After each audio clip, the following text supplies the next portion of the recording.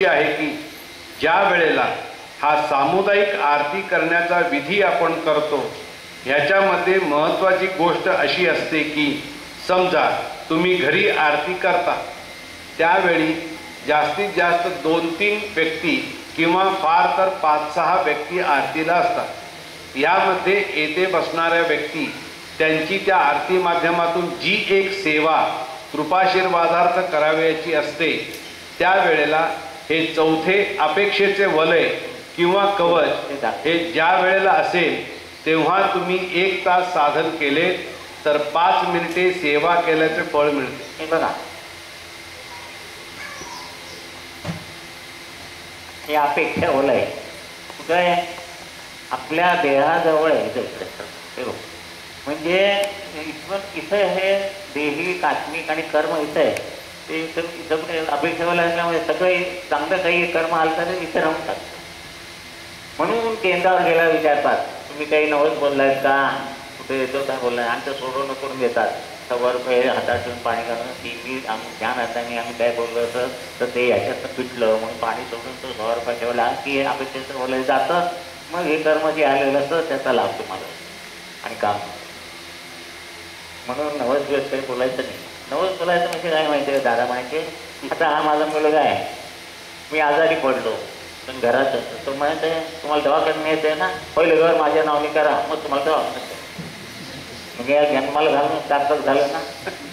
तसं देवाला माझं अमुक कम केलं तर तुझ्या डोक्यावर नारळ फुगे तो म्हणाल तुला जन्माला घातलं हेच मोठं काम केलं। समजतंय ना मी काय म्हणतो ते? अरे त्यांनी जन्माला हे केलं म्हटलं की त्याला पहिल्यांदा काही कंडिशन न घालता घेऊन जायचं। प्रत्येक वेळेला नवस बोलायचं कंडिशन घालायचं म्हणून नवस बोलायचं नाही।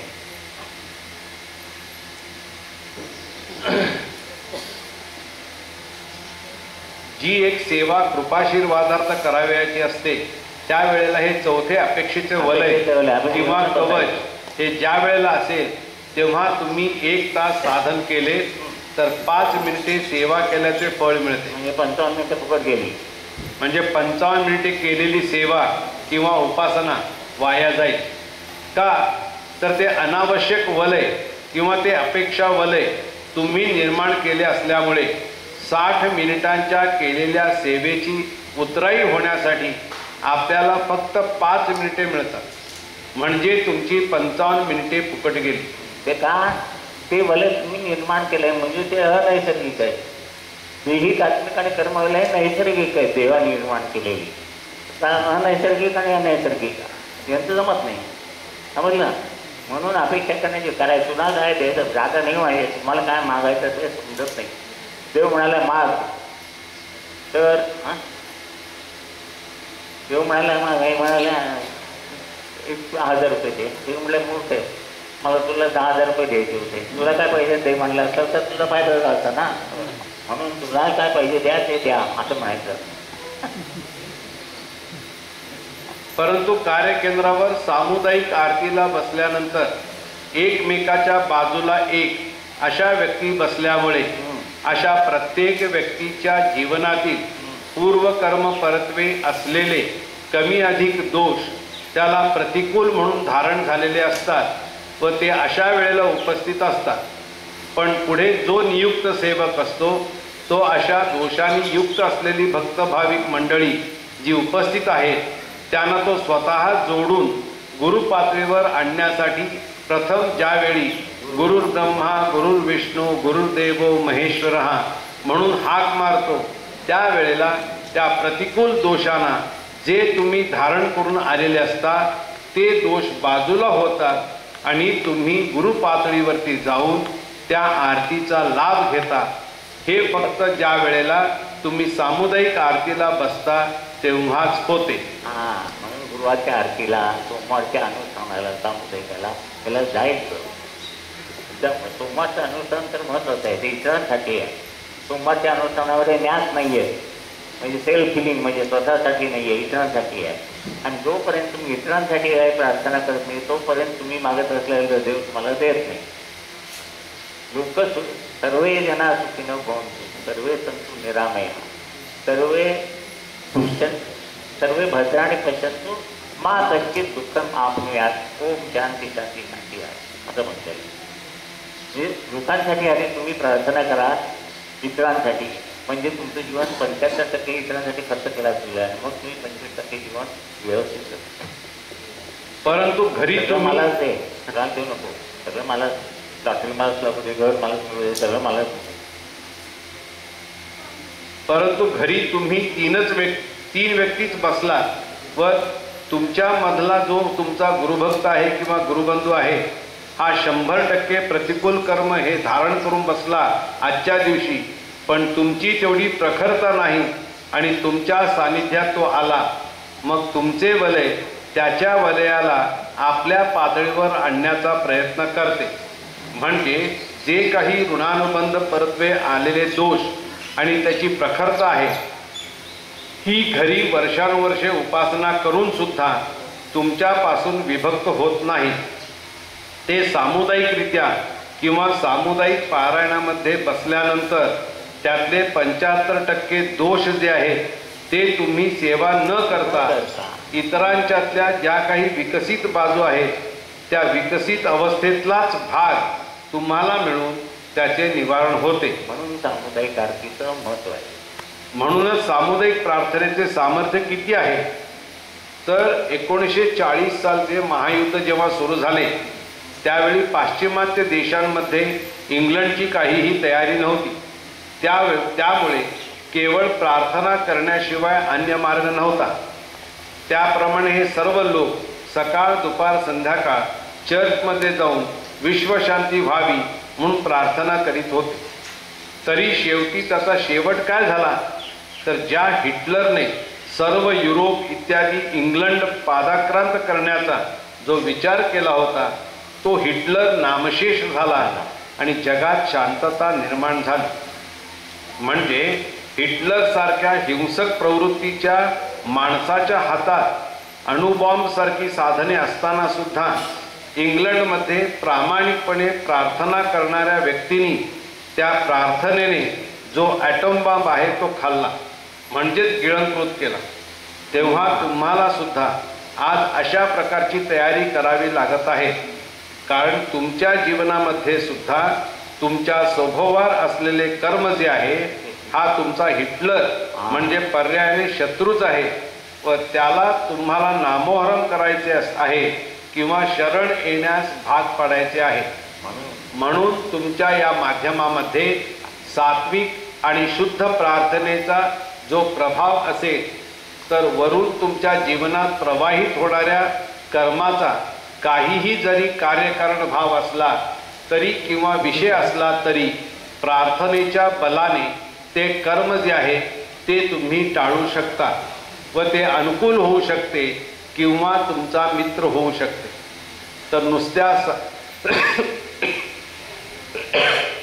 तर नुसत्या सामुदायिक आरतीमध्ये या गोष्टी सामावलेल्या आहेत. तुम्हाला तुमचे जीवन जे आहे ते विकसित करायला आणि अनुकूल करायला किती सोपी साधना आहे. तर अशी ही साधना तुम्हा भक्त भाविकांना योग्य प्रकाराने करायला मिळावी म्हणून व हे कार्य सर्वांना लाभदायक व्हावे म्हणून मी ठिकठिकाणी कार्यकेंद्र स्थापन करून त्याच्या भाड्याचा काही अंश मात्र सुद्धा खर्च तुम्हा भक्त भाविकांच्या वर न घालता सुरू आहे. पण तुमच्या सबबी अशा आहेत की आरती आम्ही घरीच करतो. का तर कार्यकेंद्र लांब पडते व येण्या जाण्याचा भाडे खर्च होतो. आता कफ पित्त आणि वात आता या सामुदायिक आरतीत दुसरे महत्त्वाचे शास्त्रीय कारण असे आहे की प्रत्येकाच्या देह प्रकृतीमध्ये आयुर्वेदिक शास्त्राप्रमाणे कफ पित्त वात हे 3 गुण असतात. तसे ह्या शरीराची ही जी प्रकृती आहे ह्यामध्ये सुद्धा कफ पित्त वात हे आहे. त्याप्रमाणे एकाची कफ प्रकृती असेल, एकाची वात प्रकृती असेल किंवा एकाची पित्त प्रकृती, तर हा जो कमी अधिकपणा आहे हा या सामुदायिक आरतीमध्ये काय होतो तर जो एक गुण प्रखर असतो व इतर 2 कमी प्रमाणात असतात की ज्याच्यामुळे तुमच्या प्रकृती स्वास्थ्यामध्ये दोष असतो तो या सामुदायिक आरतीमध्ये निवारण होतो. तसेच संगीताची जी उभारणी झाली आहे ती राग व रागिणी यांनी झाली आहे. तर ह्या राग रागिणीमध्ये कफ पित्त वात असे राग आहेत का? तर आहेत. मालकंस हा कफ प्रकृतीचा राग आहे आणि जेव्हा श्रोत्यांमध्ये गाण्याच्या कार्यक्रमाचे वेळी 25 लोक असतील तर तो मालकंस राग त्यातील कफ प्रकृतीच्याच लोकांना अपिलिंग होईल व ते तो मालकंस राग ऐकताना आहा करून माना ढोलवतील व बाकीचे झोपा काढतील. आता समस्त तुमचे भक्तगण बसल्यानंतर ज्यावेळी तुम्ही आरती म्हणता म्हणजे दादाना त्यावेळी तुमची म्हणजे वंदनीय दादांना जी आज गुरुकृपाशीर्वादाने ह्या गुरुमार्गामध्ये प्रगती झाली आहे तशीच प्रगती आपल्याही भक्तगणांची व्हावी ही योजना त्या आरती माध्यमामध्ये अंतर्भूत आहे. आणि तुम्ही जेव्हा गुरुर् ब्रह्मा गुरुर् विष्णू गुरुर्देवो महेश्वर म्हटल्यानंतर त्या लेव्हलवरती त्या भक्तांमधल्या ह्या 3 म्हणजेच कफ पित्त वात 3 गुणधर्मामध्ये असलेल्या कमतरता ज्या आहेत त्या भरून काढून देऊन ह्या 3ही तत्वांना तुम्ही सारखेपणाने आरती हे तत्व जोडून देत असता. आणि म्हणून आरती हे साधन किती महत्त्वाचे आहे, परंतु ते साधन तुम्ही भक्तगण अगदी क्षुल्लक मानता. आज कित्येक गोष्टी आपल्या ज्ञानाच्या पलीकडे गेलेल्या आहेत किंवा अभ्यासाच्याही पलीकडे गेलेल्या आहेत. सर्वसाधारणपणे कुठलीही एक कला किंवा साधना घ्या तर 64 कला आहेत. आज देवाला आपले जीवन अर्पण केले म्हणजेच आपला विकास होतो आणि इतर वेळेला एखाद्या कलेला आपले जीवन समर्पण केले तर आपल्या जीवनाचा विकास होत नाही असे नाही. देव श्रेष्ठ आणि देवापासून ज्याची निर्मिती झाली तो कनिष्ठ असा भाव नव्हे. आता देवदैविक किंवा वेदवैदिक मार्गामध्ये किती लोकांना आपला मरण काळ समजतो तर आपल्या अभ्यासासाठी एखादी अलौकिक घडलेली घटना असते ती आपण विचारात घेतो. आता अब्दुल करीम खान साहेबांचे नाव प्रत्येकाने ऐकलेले आहे. आज पंडित भीमसेन जोशी गातात त्यांच्या गुरूंचे ते गुरु, परंतु संगीत ह्या कलेला त्यांनी इतके वाहून घेतले होते की त्यांच्या जीवनामध्ये त्यांची स्थूल सूक्ष्म कारण ही सगळी किंवा ह्या 3ही देहिक अवस्था ती संगीतमय झाली होती.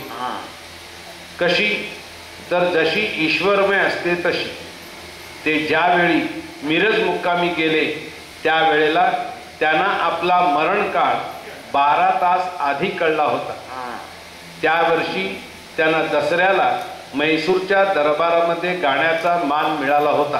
अब्दुल करीम खान म्हणून पुण्याहून त्यांची सर्व शिष्यमंडळी गाडीने निघाली होती. मिरज स्टेशनवर सकाळी रेल्वे गाडी आल्यानंतर ते नमाज पढण्यासाठी प्लॅटफॉर्मवर उतरले. हातपाय धुतले व चटई अंथर टाकली. नमाज झाल्यावर त्यांनी सवाई गंधर्वांना सांगितले, अभी आगे जाने का नहीं, अब अल्लाह का बुलावा आ गया है. जिसने मेरा नाम दुनिया में रोशन किया, अब आखिर का गाना उनकी खुशामत में गाना है. आणि सर्वांना सांगितले की मी येत नाही मग म्हैसूरला तार करा. आणि मग तिथून ते उठून सर्व भक्त मंडळींना घेऊन मीरा साहेबांच्या दर्ग्यात आले. मिरजेला आहे तो दर्गा मीरा साहेब, ते त्यांचे उपास्य दैवत. आणि तिथे गेल्यावर सांगितले, मालिक सब कुछ आपने दिया, दुनिया को मैंने खुश किया, लेकिन फुर्सत नहीं मिली आपको खुश करने के लिए आपके दरबार में आके. क्षमा चाहता हूँ, आज मैं आपकी सेवा करूँगा. ये आखिरी सेवा है, इसका स्वीकार कर लीजिए. तंबोरे लावले आणि गायला बसले. ते इथपर्यंत बसले की आज पंडित भीमसेन जोशी ते गाणे म्हणताना का रडतात त्याच्या मागचे कारण कळत नाही. तर ते शेवटचे जे गाणे आहे पिया मिलन की आस, जोगिया रागातील हे गाणे म्हणताना पंडित भीमसेन जोशी ओथंबलेला असतो. ते शेवटचे गाणे त्यांनी म्हणजे अब्दुल करीम खान साहेबांनी म्हटले आणि आस म्हणून मालिक म्हणून दोन्ही हात वर केले आणि कबरीवर डोके ठेवले. ईश्वरी साक्षात्कार झालेले लोक सुद्धा सांगू शकत नाही की आपण या जगाचा निरोप केव्हा घेणार. तर त्यांचे सगळे जीवन एका कलेमध्ये परिपूर्ण एकरूप झालेले होते. तेव्हा ती कला सुद्धा परमेश्वर बनते.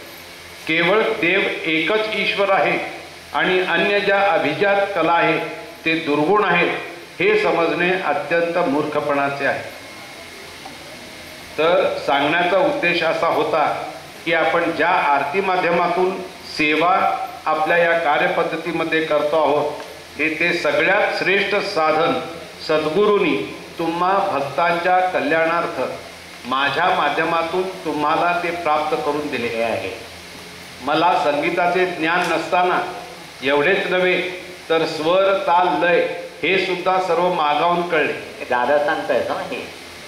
म्हणून त्या आरतीमध्ये जे देवत्व आहे ते तुमच्या मूर्तीमध्ये नाही, ते तुमच्या फोटोमध्ये नाही, ते तुमच्या नवस सायासात नाही किंवा ते तुमच्या नित्य उपासनेतही नाही.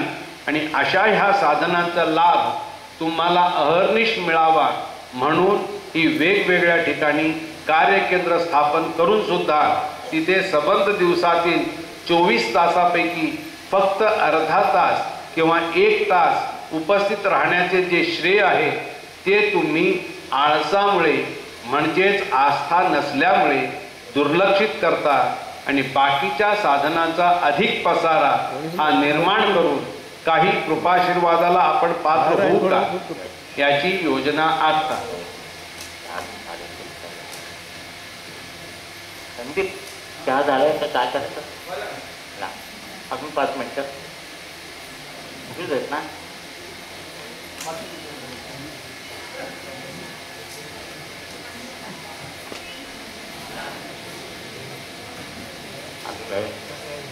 झालेला आहे ना. हां चहा घेऊन या आणि मग पुढचं वाजता